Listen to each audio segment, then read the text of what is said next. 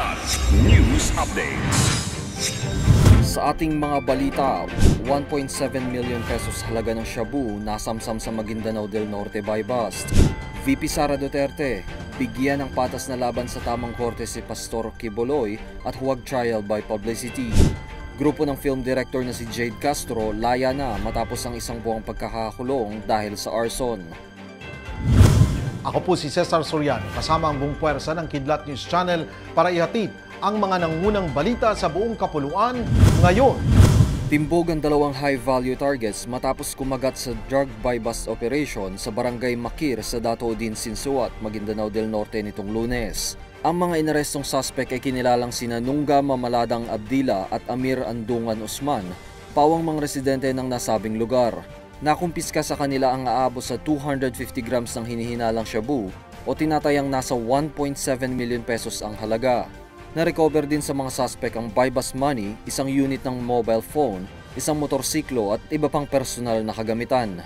Sasampahan sila ng kasong paglabag sa RA 9165 o ang Comprehensive Dangerous Drugs Act of 2002. Naniniwala si Vice President Sara Duterte na dapat bigyan ng patas na laban sa tamang korte si Kingdom of Jesus Christ o KOJC leader Pastor Apollo Quiboloy sa pagharap nito sa mga kaso ng umano'y sexual abuse at paglabag sa prangkisa ng Sunshine Media Network International o SMNI. Sa bidyong inilabas sa X account ng SMNI, sinabi ng Vice Presidente na tila pinatawa na ng guilty verdict si Quiboloy sa mga nagdaang pagdinig sa paglitaw ng ilang mga testigong naging biktima umano ng child abuse at human trafficking ng KOJC founder. Inilarawan din niya bilang issue sa malayang pamamahayag ang ipinataw na indefinite suspension ng National Telecommunications Commission o NTC sa SMNI.